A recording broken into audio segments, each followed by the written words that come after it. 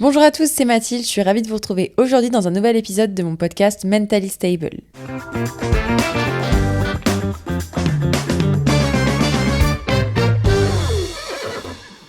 Coucou, j'espère que vous allez bien. Petit épisode du jour, aujourd'hui, un petit peu fatiguée la Mathilde. Je vous enregistre ça mercredi à 23h dans mon lit en Italie puisqu'on est en tournage à Turin et mon vol est demain matin pour rentrer en France très très tôt. Je ne me plains pas du tout, loin de là, mais ça fait 2 semaines que j'enchaîne un peu et que j'ai pas eu 2 jours trop de pause.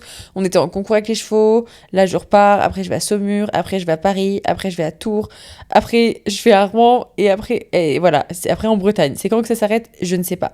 Donc là la vie va à 1000 à l'heure, donc aujourd'hui c'est un petit épisode tout mignon. Je vous avoue que j'avais écrit le thème et le titre de cet épisode en amont. Je l'avais appelé La vie c'est pas grand galop, en pensant vous tourner un épisode vraiment orienté grand galop. Et en fait non, j'ai décidé qu'on allait débriefer mon concours de ce week-end parce que la vie c'est littéralement pas grand galop.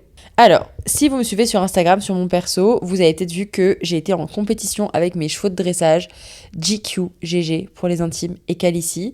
On a été en concours au Bréviaire, du coup c'est dans le 78, c'est 2 heures de route de Rouen, à peu près 1 heure et quelques de Paris. Et c'est un concours assez connu, assez prestigieux, un peu genre beau et niche, où il y a des super beaux lots à gagner, vraiment, tu gagnes des tablettes de chocolat et du maquillage et des trucs un peu stylés, par rapport à d'autres concours où tu gagnes juste des mélans pour ton cheval. Là c'est vraiment cool. Et le cadre est hyper beau, il y a des statues, les pistes sont belles, enfin vraiment c'est un super concours de dressage. Alors là, tous ceux qui font du saut d'obstacle, vous allez venir avec vos adresses de malades de compétition. Nous en dressage on n'a pas grand chose, donc quand on a un petit concours avec 2 pistes et des belles petites fleurs au bord de la carrière, on est content. Voilà, les Bréviaires c'est comme ça, c'est très champêtre, très bucolique, très mignon. Et moi j'avais déjà été parce que j'avais fait le concours là-bas avec Sligo en 2019. Ok, ça remonte à l'époque.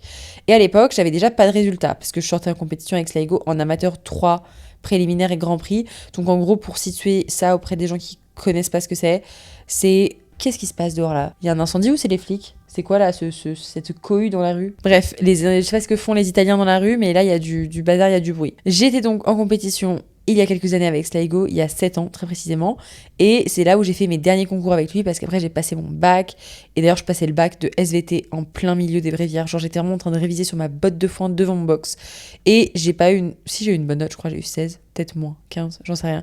Bref, c'était super, le concours était bien déjà, mais j'avais des résultats pourris parce qu'avec le poney, en fait, j'avais pas de résultats parce que ça avait beau être beau la reprise, le poney n'était pas un poney de dressage et moi dessus je faisais grande et tout, donc j'ai jamais eu de résultats, j'ai toujours fini genre dernière de mes épreuves il y a quelques années, et là je revenais au Bréviaire avec un peu plus d'ambition.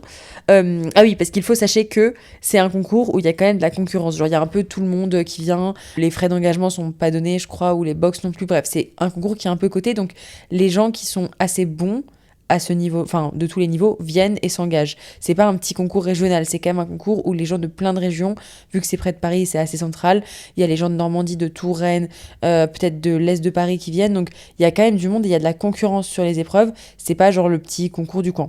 Affaire importante à savoir parce que moi je viens avec Calici, jusqu'à présent on gagne plein de nos épreuves et on est toujours classé, et j'arrive là et j'ai engagé des épreuves qu'on n'a jamais faites, ok? Avec Calici on faisait amateur 3B et A, donc c'est genre le plus bas des amateurs 3. Et là, j'ai engagé préliminaire et Grand Prix.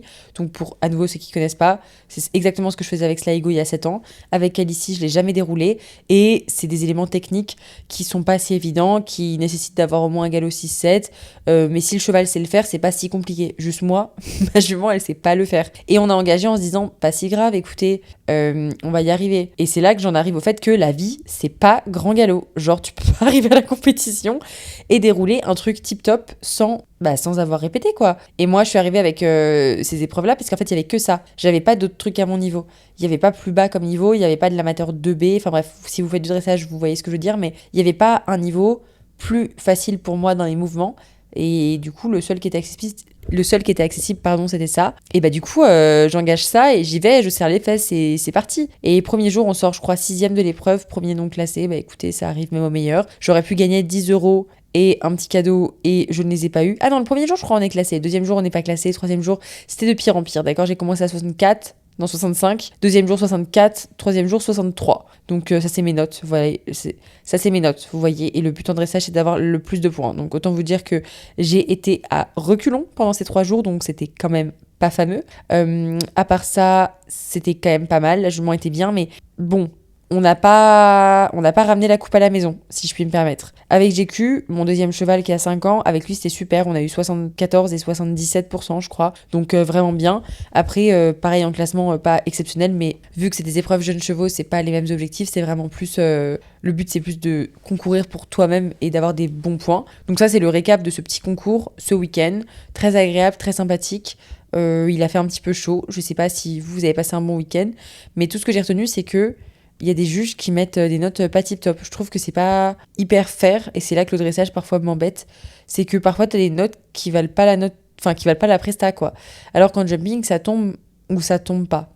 Alors, c'est très philosophique ce que je suis en train de dire, merci Mathilde. Mais c'est-à-dire qu'en jumping, tu peux monter comme une quiche et faire sans faute et très bien monter et faire des barres, ok. En dressage, dans tous les cas, il faut savoir monter pour sortir quelque chose de potable, donc ça, il n'y a pas de débat.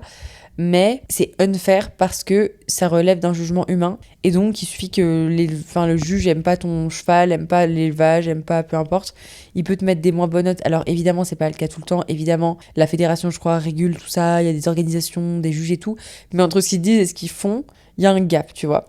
Et ce qui est unfair, c'est que y en a, ils osent pas descendre les notes ou ils osent pas trop les monter, ce qui fait que là, ça, par exemple, j'ai fini mes week-ends avec des 6 partout. Genre, c'était pas exceptionnel, c'était pas bien. Ils mettent 6 partout, alors qu'il y avait des moments super bien, mieux, où j'aurais pu avoir 8 et demi, genre sur 2 figures, et avoir ensuite des moments vraiment nuls où ils auraient pu mettre 2 et ils m'ont mis que 5, par exemple. Et en fait, c'est bien de voir un peu les extrêmes, ça permet vraiment de se corriger, je trouve, et c'est mieux. Et aussi, je suis pour une mise en place de l'IA pour analyser les reprises et tout, parce qu'au moins on dépendrait pas uniquement d'un jugement humain. S'il y avait un des juges qui était IA, ce serait bien. Parce que comme ça, au moins, il pourrait vraiment juger. Je sais pas, si quelqu'un m'entend, un incubateur, j'en sais rien, prenez-moi pour un projet, je suis là, j'existe, et ce projet peut être intéressant. Et je pense que ça doit déjà être le cas dans d'autres sports de jugement, des trucs avec l'IA pour analyser les positions, les mouvements et tout. Et je suis pas sûre que ça existe déjà dans le cheval. Donc pourquoi pas faire ça ?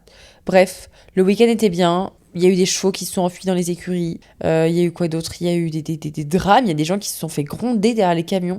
Moi, j'ai pas vu, mais il y avait Guillaume qui se promenait et qui rentrait de la piste avec la caméra. Et apparemment, il y a des gens qui étaient en train de se faire engueuler derrière les camions parce qu'ils avaient eu des résultats pourris et les coachs leur hurlaient dessus, des gamins. Et vraiment, quel intérêt de faire ça en fait ? Horrible, ça donne pas envie de faire du sport. Déjà qu'il y a personne qui fait du dressage. Si en plus on hurle sur les participants, on risque pas d'avoir plus d'engagement. Mis à part ça, plein de drames à la compétition, notamment des gens qui se sont embrouillés dans mon écurie parce qu'ils voulaient pas laisser passer les autres. En fait, c'est des box démontables qu'on avait. Et en fait, les gens préparent les chevaux souvent dans leur box ou sortent le cheval dans l'allée centrale et l'attachent des deux côtés. Ce qui est plus compliqué pour circuler puisque du coup, t'es obligé de passer sous la longe, de te décaler, etc. Donc pourquoi pas ? Mais si tu veux passer avec un cheval, il faut donc demander à la personne qui est en train de préparer le sien et qui l'a accroché de se décaler. Et il y a eu genre un big drama au bout de l'écurie parce qu'il y a quelqu'un qui avait son cheval attaché et il y a un mec qui est arrivé et le mec avec son cheval lui a dit non, vous faites le tour. Mais ça va pas, en fait, c'est pas possible d'être comme ça. Donc voilà, le week-end a commencé, on est arrivé, il y a eu le cheval qui s'est barré, ça, les gens qui se sont fait engueuler. Moi je me suis dit, ce week-end il est maudit, ça va pas être gagné du tout. Résultat des comptes, j'ai 5 épreuves, j'en ai 2 bien avec GQ, 3 moyennes avec Calici et je suis en concours dans pas si longtemps que ça, donc c'est pas ouf parce que j'ai pas trop le temps de m'entraîner, mais en même temps, là je vous parle depuis le fin fond de l'Italie, après avoir bu le meilleur cocktail du monde, manger là des petites croquettes et des petites... j'ai pas mangé d'arancini alors que j'en rêvais, j'adore les arancini. Et j'ai demandé au serveur de l'hôtel, au serveur du restaurant, où est-ce qu'on peut manger des arancini ici ? Il m'a limite embrouillé parce qu'il m'a dit, à Turin on mange pas des arancini ici, on mange du vitello tonato. Donc bon, voilà, si vous avez des bonnes adresses, vous pouvez m'en donner, mais c'est trop tard parce que je repars demain. Par contre, je vous mettrai sur mon compte perso sur Instagram, je vous mettrai en mention là où j'ai été. Et d'ailleurs, je mets plein d'avis sur Google. Ça, c'est un truc que j'ajoute ici, je pose ça là. Je mets plein d'avis sur Google. Dès que je vais quelque part, je mets un avis Google. Je trouve ça hilarant, je sais pas si c'est un cas isolé, si vous êtes nombreux à faire ça, mais personnellement, genre là, je sais que le restaurant où j'ai bu mon cocktail et celui où j'ai pris la gelateria, où j'ai pris ma glace à la noisette croquante, vont avoir une petite note sur Google Maps avec des photos et tout. parce qu'on gagne des points. Et je sais pas si un jour je pourrais être genre Google Maps official reviewer. Je sais pas si c'est un statut. En tout cas, si je l'ai, je l'ajouterai sur LinkedIn, soyez-en sûrs. C'est un mini épisode cette semaine, je suis vraiment navrée, mais Mathilde est au bout de sa vie, Mathilde doit dormir. Il est 23h19, on dort pas beaucoup là en ce moment. On a enchaîné vraiment la compétition. Lundi, si lundi j'ai dormi. Mardi les poneys, mercredi le tournage, jeudi demain soir j'ai un dîner. C'est horrible de dire ça, on dirait que je me plains pas du tout à nouveau, mais là j'enchaîne beaucoup parce que c'est une période qui est pleine d'événements et tout, et où je dois aller à droite, à gauche, me présenter, parler, faire des rencontres et tout, et c'est trop bien. Mais là j'ai besoin de dormir. Et là, il faut que je dorme maintenant. Donc je vais vous laisser, parce que sinon je vais jamais me lever pour aller prendre mon vol, je vais jamais me lever enfin je vais dormir en fait sinon, et si je dors demain, bah je serai pas dans l'avion et je rentrerai pas à Paris à temps, et vu que j'ai plein de super rendez-vous, parce que du coup là on est en Italie pour un tournage, je vous ai pas dit, mais un tournage hyper cool, c'est un tournage pour Longines, exceptionnel, incroyable, vous rendez-vous compte, on tourne des vidéos pour Longines, exceptionnel. Donc c'est le 2e épisode qu'on tourne. Il arrivera d'ici quelques semaines, mais en attendant, le premier est déjà dispo sur ma chaîne YouTube. Pas du tout, sur mon compte Instagram, Mathilde Sligo.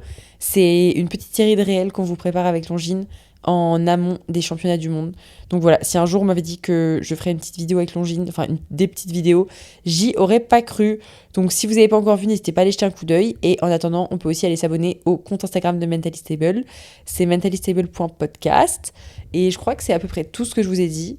Voilà, l'Italie c'était fun, on a super bien mangé, plein de pâtes, enfin on est resté là genre même pas 48 heures, mais on a bien profité, on a plus profité de la nourriture ici qu'au concours, ça c'est sûr, et de la météo c'est à peu près pareil. Donc voilà, j'espère que vous passerez un bon jeudi malgré cet épisode de Mentally Stable pas complètement stable. Allez, des bisous!